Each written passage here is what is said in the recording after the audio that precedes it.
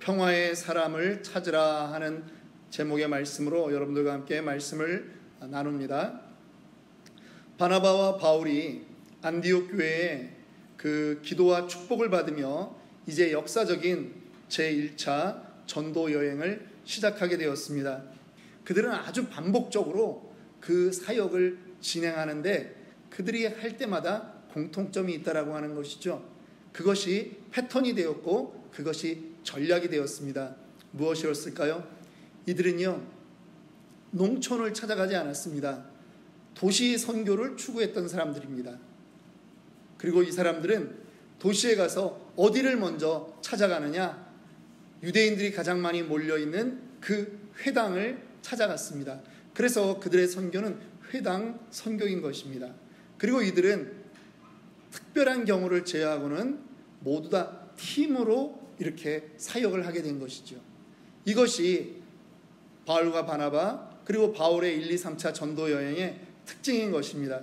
오늘부터 이 내용들을 가지고 여러분들과 함께 살펴보고자 합니다. 특별히 이러한 전략을 먼저 말씀드리는 것은 이 본문들을 보면서 우리 역시 이 지역사회의 전파를 위해서, 전도를 위해서 우리는 무엇을 해야 될까? 우리는 어떠한 전략으로 다가가야 될까? 우리 자신은 어떻게 무장해야 될까라고 하는 것들을 오늘 이 말씀을 통해서 도전받기를 원하는 것입니다. 오늘 이들이 안디옥을 떠납니다. 떠날 때 사람의 숫자를 여기에서는 3명을 기록합니다. 바나바와 바울과 그리고 마가, 요한이라고 하는 그러한 바나바의 조카를 말하는 것이죠. 그런데 이들이 힘차게 그 기도를 받고 전도 여행을 출발했는데요, 이들이 어디를 가냐 하면 섬으로 들어가는 것입니다. 아니, 섬보다는 더 개방되어 있는 육지에 사람이 많을 것 같은데 육지로 가는 것이 아니라 이들이 섬으로 갑니다. 그 섬의 이름이 바로 구브로 섬입니다. 이 구브로 섬은 어떠한 곳이냐? 바로 이 구브로 섬은 우리 바나바의 고향인 것입니다.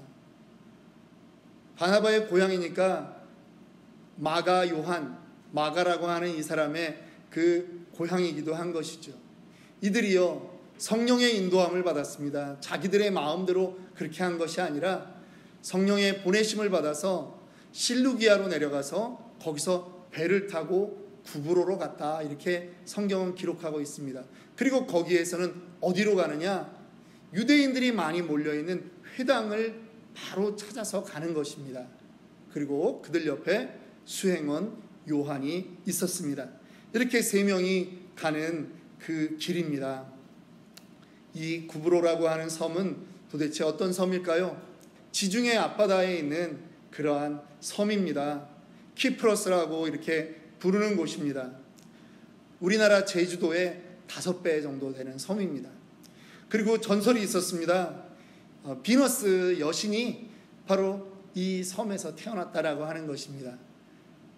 그래서 이 섬에는 비너스 숭배 사상이 아주 충만했습니다. 풍요로웠지만 또 영적으로 봤을 때는 아주 험난한 곳입니다. 그런데 바울이 자기 1차 전도 여행의 첫 번째 목적지를 어디로 했느냐? 바나바가 어디로 정했느냐? 바로 이 구브로 섬으로 정한 것입니다. 여러분, 우리는 가족 전도가 상당히 어렵다라고 하는 말을 합니다. 그런데 가족 전도 못지않게 어려운 것이 자기 고향 전도입니다. 그런데 바나바는 왜 이곳을 갔을까요? 자기의 가장 부담 있는 곳입니다. 자기의 친척들이 있는 곳일 거고요, 자기가 한편으로는 가장 잘 이해하는 그러한 지역인 것입니다. 그러다 보니 바나바는 이곳에 대한 많은 부담들을 가지고 있었습니다. 그리고 이제 이곳이 정말 교통의 요충지요, 상업의 요충지이기 때문에 이곳이 먼저 하나님께 돌아와야 되겠다라고 하는 그러한 설레는 마음을 가지고 자기 고향을 향했던 것입니다. 오늘날 1세기의 상황에도 그러하다면, 우리가 전도의 대상을 도시로 잡아야 한다면, 지금 이제 모든 지역이 도시화되어 있는 우리 대한민국이나 혹은 우리 미국 땅에서는 우리가 어떤 곳에 포커싱 해야 되겠습니까? 그런데 더 중요한 것이 있습니다. 사실은 우리가 그러한 지역들에 살고 있기 때문에 우리는 우리의 이웃에게 잘 해야 된다라고 하는 것이죠. 좋은 관계가 있지 않으면 복음 전파가 너무나 어렵다라고 하는 것입니다. 제가 늘 이야기합니다. 좀 세상 살면서 손해보라. 손해 좀 보고 삽시다 라고 이야기합니다. 왜 손해보아야 합니까? 왜 손해보아야 할까요? 내 마음에는 따져야 될 것도 많이 있고 그렇지만 우리가 손해보아야 될 단 하나의 이유는 무엇입니까? 그것은 바로 복음이 그들에게 흘러갈 수 있다면 나 하나쯤 손해보는 건 문제가 아니다라고 하는 것입니다. 그래서 우리는 이웃과의 관계 속에, 특별히 우리는 한인과의 관계 속에 우리는 그들의 마음을 얻고 인심을 얻어야 되는 것입니다. 두 번째, 그들이 찾아갔던 회당을 좀 보려고 합니다. 회당이라고 하는 것은 어떤 곳입니까? 회당은요, 이스라엘 사람들의 정신적인 그러한 집합장소입니다. 우리는 자주 이 회당에 대해서 설명해 왔습니다. 더 이상 회당에 대한 설명을 할 필요가 없을 정도로 우리는 이 회당이 종교적인 기능을 할 뿐만 아니라 우리의 어린 자녀들에게는 말씀 교육의 그러한 현장으로 사용되었다. 그래서 유태인들은 10가정만 모여도 회당 하나를 만들었다라고 하는 것들을 우리는 이미 잘 알고 있습니다. 그런데 바울이 그리고 바나바가 그들의 전도의 가장 핵심을 어디다 두고 있느냐?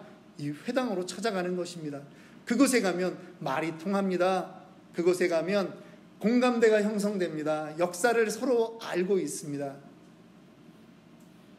이 이방 땅에서 우리처럼 같이 한인들이라고 하는 거죠. 같이 유태인들이 모여 있는 것입니다.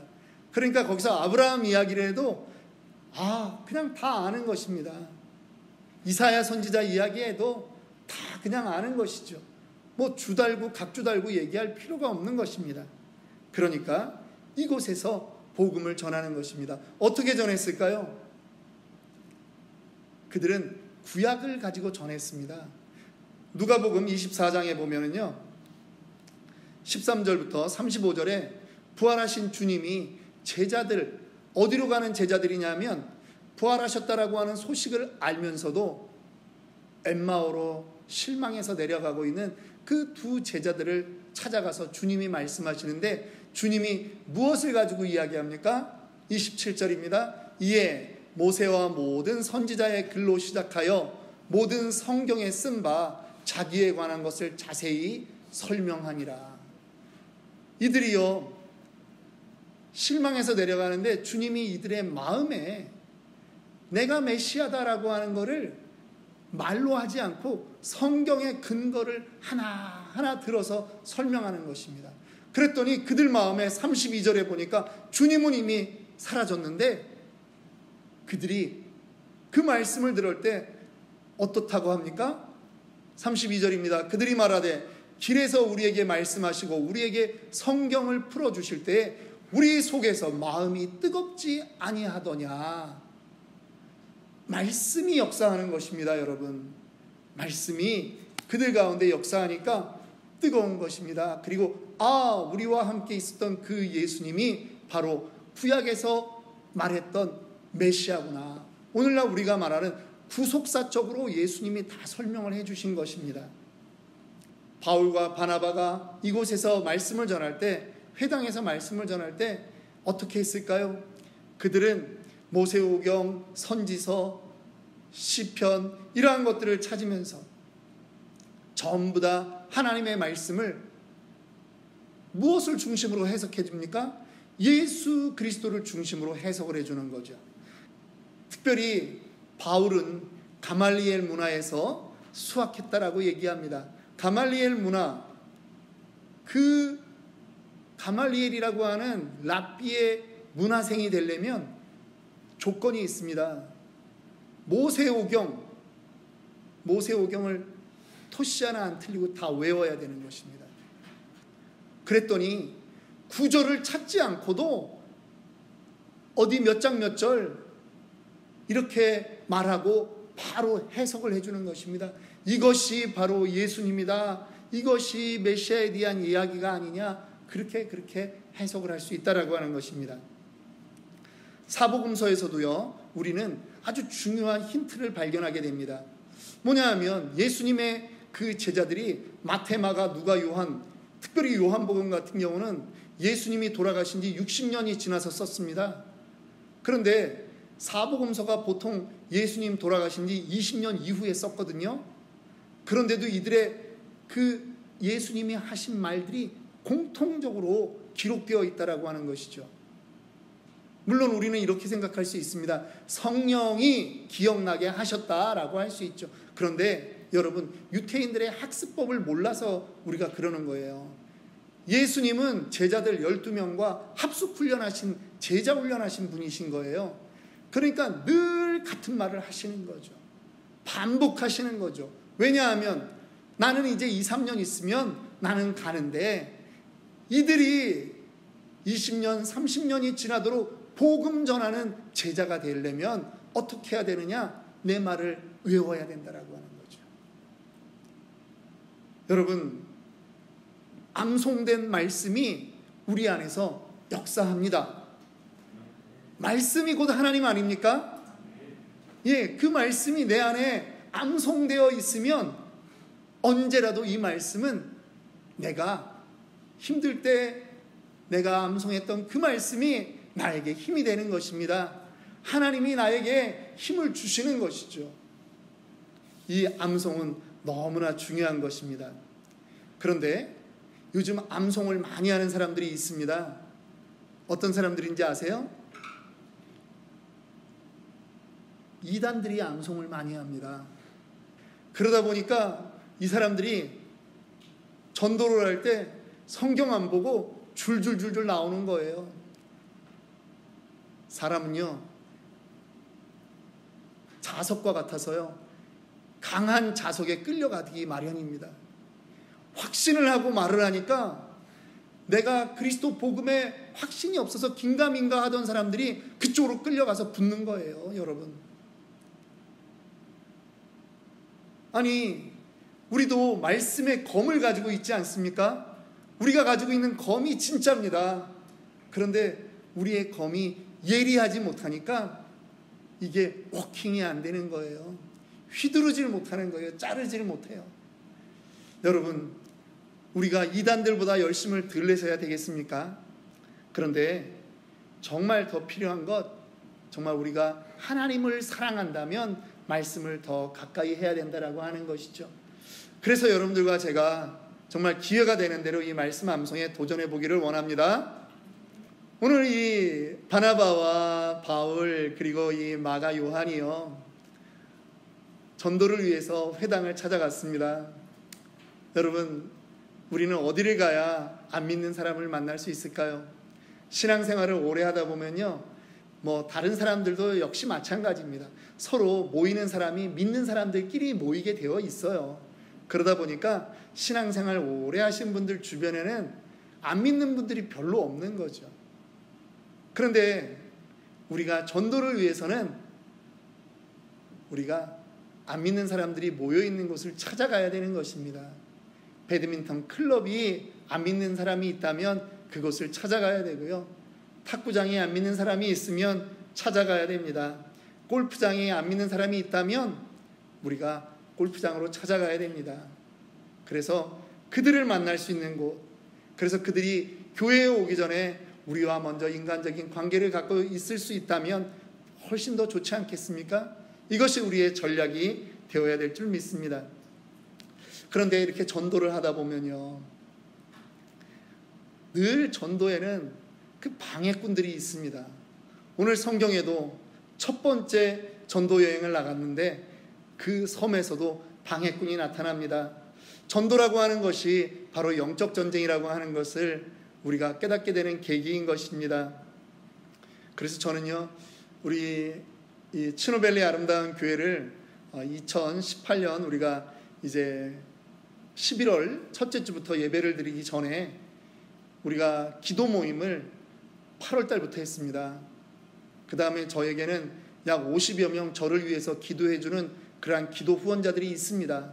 지금도 저에게 그 기도하고 있습니다라고 하는 그 카톡을 보내주시는 분들이 있고, 저도 약 9번에 걸쳐서 우리 교회가 이렇게 지금 개척되고 있습니다, 또 개척된 다음에 우리가 이러이러한 행사를 하고 있습니다라고 하는 것들을 그렇게 공유를 했습니다. 왜 그러냐 하면 중보 기도가 너무나 중요하기 때문입니다. 영적 전쟁입니다. 그런데 중보 기도는요, 보이지 않는 강력한 지원 사격인 것입니다. 중보 기도자들이 하나님께 기도할 때 하나님의 그 천군 천사가 우리보다 앞서서 우리가 만나야 될 사람들의 마음을 만져줄 줄로 믿는 것입니다. 복음이 전해진다라고 하는 것은 죽어가는 영혼을 우리가 찾아오는 것입니다. 그러다 보니까 악한 영들도 이거를 가만히 있지 않는 것입니다. 그래서 복음이 전파되는 곳에서는 항상 악한 영의 방해가 있는 것입니다. 바예수라고 하는 사람이 바로 그 사람이었습니다. 이름은 예수인데 앞에 한 글자가 더 있습니다. 바예수, 예수의 아들이다라고 하는 아람어입니다. 우리가 바디메오, 이 말을 우리가 복음서에서 보았죠. 예수님이 낫게 해준 그 시각장애인 바디메오, 거기서 바라고 하는 말은 누구누구의 아들이라고 하는 말입니다. 근데 예수라고 하는 말은 무슨 뜻이냐? 구원자인 것이죠. 당시 예수님 당시에도 예수라고 하는 이름을 쓰는 사람들이 많이 있었습니다. 기록에 보면 약 28명 이상 되는 사람이 당시에 예수라고 하는 이름을 썼습니다. 그런데 예수님을 구별하기 위해서 우리는 어떤 예수라고 불러요? 나사렛 예수라고 그러죠. 예수님은 나사렛 출신인 것입니다. 이 뜻이 구원자라고 하는 말입니다. 예수는 우리의 구원자죠. 여호수아 같은 말입니다. 그런데 지금 구브로 섬에서 만난 이 사람은 누굽니까? 바예수, 구원자의 아들이라고 하는 뜻인데 그가 하고 있는 짓은 전혀 구원자랑 상관이 없는 것이죠. 그는 거짓 선지자요 마술사라고 하는 것입니다. 유대인의 관점에서 마술사는 악한 존재입니다. 그런데 그가 누구 옆에 있습니까? 총독 서기오 바울 옆에 있는 것입니다. 여러분, 정말 우리가 전도하고 싶은 사람 옆에는 아주 강력한 영적 전쟁이 그 옆에 존재하는 것을 우리는 종종 봅니다. 정말 어렵습니다. 그런데 여러분, 우리가 포기하지 말아야 되는 것은 하나님의 역사가 그 가운데 있기 때문에 악령도 틈탄다라고 하는 것입니다. 사도 바울이 이제 10절 11절에 선언합니다. 사도 바울의 그 명령 한마디에 성령이 함께한 것입니다. 그러니까 갑자기 이 사람이 눈이 멀게 된 것이죠. 교회의 전도와 선교의 일에는 악령도 틈타지만 더 강하게 역사하는 것이 성령인 줄 믿으시기 바랍니다. 두려워할 필요 없는 것입니다. 복음 전파가 되는 이 일은 우리 사람이 하는 것 이전에 이미 성령이 먼저 움직인다라고 하는 것을 우리는 믿으셔야 됩니다. 우리의 싸움은 외로운 싸움이 아닙니다. 성령 하나님이 함께하는 싸움입니다. 그분이 바로 우리 편인 것을 믿으시기 바랍니다. 이제 마지막 한 사람의 이름을 좀 살펴보려고 합니다. 바예수와 대비되는 사람입니다. 서기오 바울, 폴이죠. 폴이라고 하는 사람입니다. 이 사람의 직책은 총독입니다. 당시 로마의 총독은 두 부류의 총독이 있었습니다. 군사권까지 함께 가지고 있는 총독이 있고, 빌라도와 같은 사람, 그 다음에 행정권만 가지고 있는 총독이 있습니다. 이 서기오 바울은 바로 이렇게 행정권을 가지고 있었던 사람입니다. 그런데 그 사람이 이 구브로 섬의 총독으로서 그 사람은 아주 영향력 있는 사람이었다라고 하는 것이죠. 그런데 그 사람 눈앞에서 지금 어떤 일이 벌어졌습니까? 복음 전파를 방해하는 바예수라고 하는 거짓 선지자가 눈이 멀어버린 것입니다. 이 총독 서기오 바울이 그 모든 것을 보고 누구를 믿습니까? 예수 그리스도를 믿게 되는 것입니다. 성경에는 주의 가르치심을 놀랍게 여기니라 이렇게 되어 있는데, 예수 그리스도에 대한 가르침, 그 말씀에 대해서 놀랍게 여기고 믿는 것입니다. 그의 행적에 대해서는 더 많이 나와 있지 않습니다. 그러나 우리는 충분히 짐작할 수 있습니다. 이 사람이 예수를 믿고 바나바와 바울과 마가 요한의 그 일들을 옆에서 도왔겠구나, 그들의 가족이 예수를 믿었겠구나, 우리는 충분히 그렇게 짐작할 수 있는 것입니다. 디모데후서 4장 1절부터 2절에 보면 사도 바울이 자기의 육의 아들 디모데에게 이렇게 말합니다. 하나님 앞과 살아있는 자와 죽은 자를 심판하실 그리스도 예수 앞에서 그가 나타나실 것과 그의 나라를 두고 엄히 명하노니 너는 말씀을 전파하라. 때를 얻든지 못 얻든지 항상 힘쓰라. 말씀을 전파할 책임을 우리에게 어떻게 말씀합니까? 언제나 말씀을 전파하라. 안 믿을 것 같은 사람 보이죠? 그런데요, 여러분, 저는 안 믿을 것 같은 사람이 예수 믿고 변한 많은 사람들을 보았습니다. 우리 한국 기독교 역사상 얼마나 많은 그러한 분들이 이렇게 깡패로 살다가 변했고 예수를 핍박하다가 변했고, 그분들의 이름을 우리가 일일이 전부 다 거론하지 않더라도 우리가 다 아는 바입니다. 바나바와 바울과 마가의 이 첫 번째 전도여행 첫 번째 장소에서 놀랍게도 가장 최고위층인 서기오 바울이라고 하는 사람이 예수를 믿는 것입니다. 회심을 합니다. 저는 여기에서는 기록되어 있지 않지만 다른 구절을 보면서 서기오 바울의 도움의 한 모습을 저는 이렇게 생각을 해봅니다. 우리가 바로 14장으로 넘어가도요, 바울과 바나바가 회당에서 복음을 전하다가 나중에 쫓겨나기도 합니다. 다른 곳에서는 그렇습니다. 그런데 이 쿠브로 섬에서는 쫓겨나지 않습니다. 회당에서 복음을 전하는데 전도가 되는 것입니다. 누구의 도움이 있었겠습니까? 저는 그것이 총독의 보호와 그 비호하에 이러한 일들이 가능했다라고 생각을 하는 것입니다. 우리는 이런 사람을 전도학에서 뭐라고 얘기하냐 하면 평화의 사람이다 라고 말합니다. 피스메이커라고 하는 거죠. 불신자가 회심하면요, 그 불신자 주변에는 누가 많습니까? 예수 안 믿는 사람이 많이 있어요. 그러니까 한 사람 전도했는데 고구마 줄거리 따라 올라오듯이 여러 사람이 올라오는 겁니다. 그 사람, 그 핵심되는 한 사람, 그가 누구냐라고 하는 것이죠. 그를 우리는 평화의 사람이라고 부르고 그를 우리는 피스메이커라고 부르는 것입니다. 이미 우리는요, 평화의 사람이 되었어요. 여러분들은 이미 평화의 사람이 되었습니다. 이제 우리는 또 다른 평화의 사람을 발견해야 되는 것입니다. 그러한 사람들을 만나기 위해서 기도하는 저와 여러분들이 되기를 원합니다. 우리는 이 전도라고 하는 말을 들을 때 이 전도는 도대체 언제부터 있었던가 한번 생각해 봐야 되지 않을까요? 당장 이 바울과 바나바 이때만 전도가 있었느냐? 여러분은 아닙니다. 저는 전도를 어떻게 규정하느냐? 제가 규정하는 겁니다. 전도는 고엘이다. 고엘이 무엇입니까?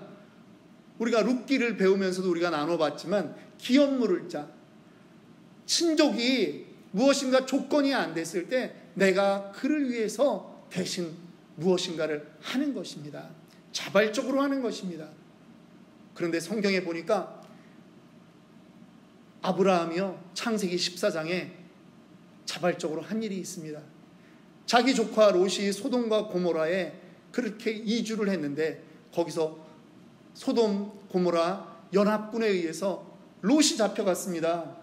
그 소식을 듣고 이 아브라함이 집에서 기른 318명의 가신들, 군인들을 이끌고 밤새도록 그 지역으로 올라가서 전쟁을 해서 누구를 데려옵니까? 롯의 가족들을 구해오는 것입니다. 여러분, 예수 그리스도가 우리를 사탄의 손에서 죽음 가운데서 구원해내셨습니다. 그게 바로 전도의 상징인 것입니다. 그게 바로 고엘인 것입니다. 기업 모르는 자인 것입니다. 하나님이 10가지 재앙을 애굽에 내리고 이스라엘 백성들을 강권적으로 출애굽시켰습니다. 고엘입니다. 내 백성을 내가 데려오겠다라고 하는 것입니다. 내 품으로 회복하겠다라고 하는 것입니다. 기생 라합이 여리고 성이 무너질 때 자기 혼자만 살지 않았습니다. 나를 선하게 여기거든 나의 아비집을 구원해달라. 기생 라합 때문에 그의 많은 친족들이 살아났습니다. 신약을 가서 볼까요? 예수님 시대에 예수님이 수가성 여인에게 복음을 전했습니다. 수가성 여인이 한순간에 그 복음을 받아들이고 인생이 변화되었습니다.